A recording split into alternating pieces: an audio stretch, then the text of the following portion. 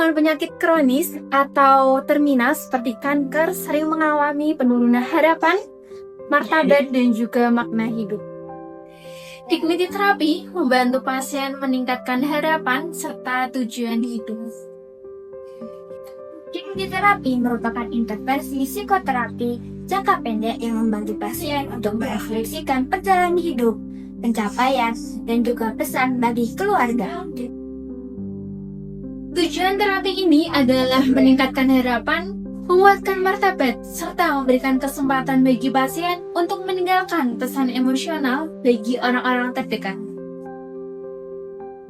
Adapun tahap-tahap dalam dignity terapi meliputi perawat memastikan kondisi pasien melalui data rekam medis.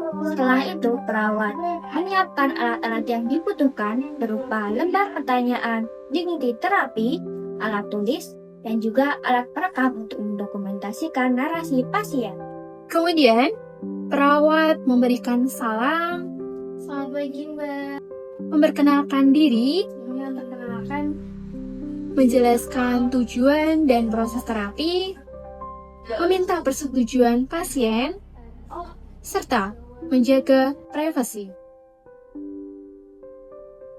Pada tahap kerja, perawat memposisikan pasien dengan nyaman, kemudian perawat menyiapkan alat perekam untuk mendokumentasikan narasi dari pasien.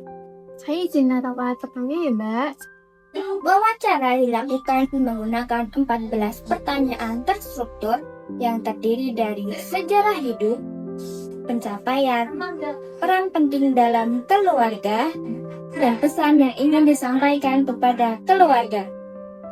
14 pertanyaan dalam dignity terapi antara lain, yang pertama, ceritakan sedikit tentang sejarah hidup ibu, terutama bagian yang paling ibu ingat atau anggap yang paling penting.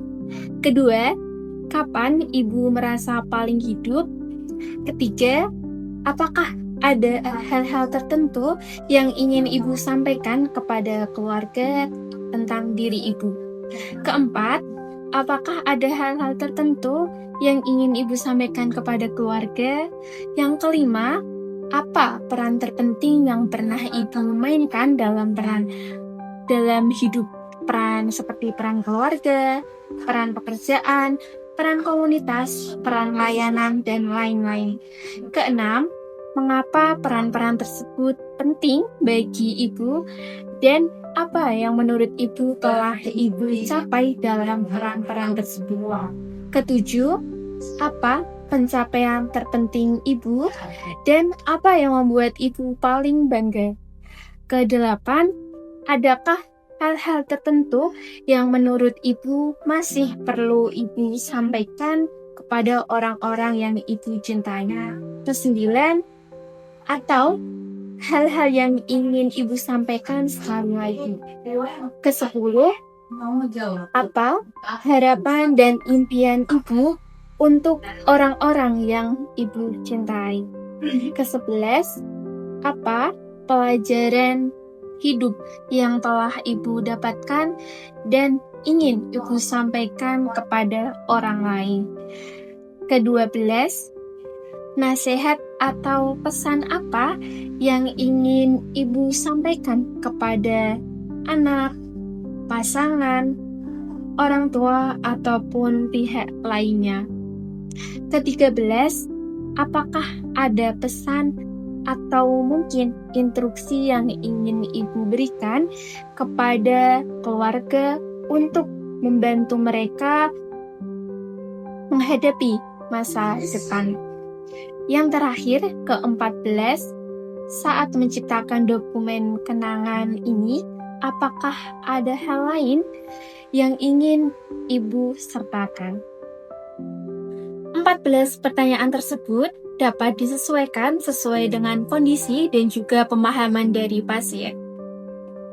Hasil wawancara kemudian didokumentasikan menjadi dokumen generatif, yaitu dokumen kenangan yang berisi pesan penting pasien kepada keluarga.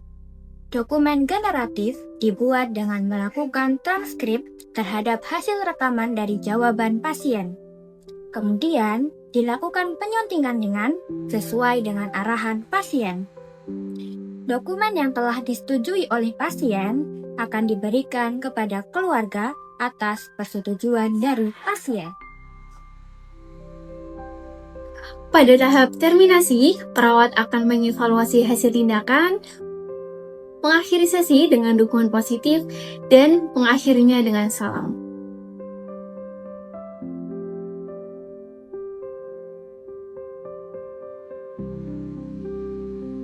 Seluruh hasil sesi didokumentasikan dalam rekam medis.